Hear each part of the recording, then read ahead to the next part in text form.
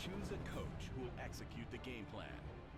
Draft a roster of some of the premier NFL stars of today and possibly even yesterday. A great pick here. Take them to the field where you'll put it all on the line.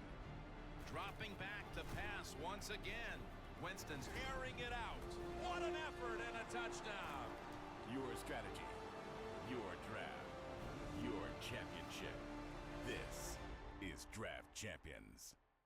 What is going on with you, YouTube? This is Regular Dave coming at you with another video. It's that time. I'm not trying to use EA's marketing phrase, but it's Madden season and we have a brand new mode, Draft Champions. Now, this is the mode I was telling you about. I made a video.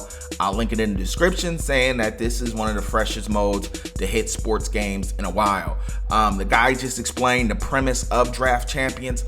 I don't have a draft in this video. This is not my footage. Somebody captured the footage. I know some people that know people. Apparently, I'm not the guy to get the game early, but I do have some footage for y'all. I'm gonna break it down. I'm gonna talk about Draft Champions. This is the start of Madden season on my channel.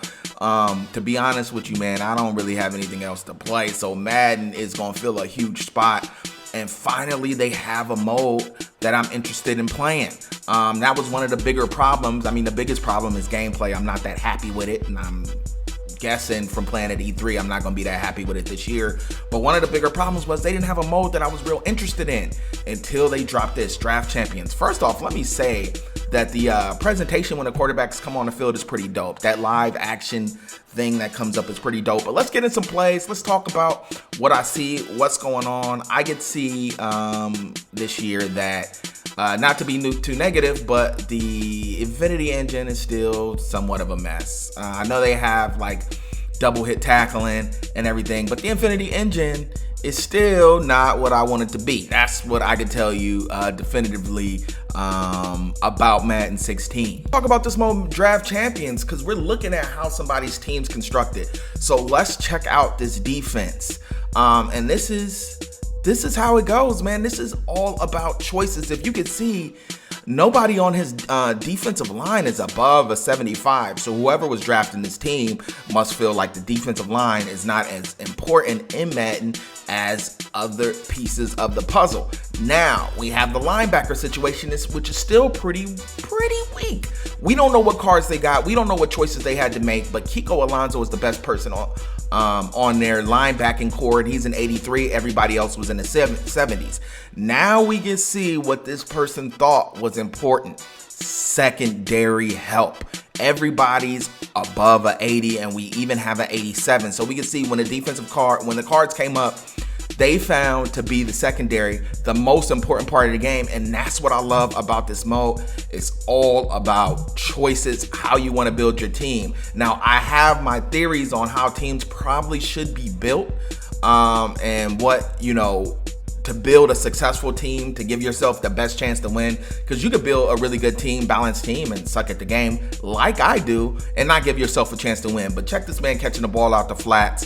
You got the double hit tackling. It looks pretty decent. It looks better. This seems like one of the first years that they did kind of work on the Infinity engine. They added some stuff. I do see some grabbing and reaching, which does make the game look quite a bit better. But check this out. Look, my man does the spin the wrong way, throws the ball all the way down the field. And guess what we have? We have, yes, the aggressive catch. This is going to be a big debated thing in Madden, the aggressive catch. Another thing that I still don't really quite like in Madden, the celebrations, man. The team never really comes out to celebrate with you. I've seen it over and over, enough footage.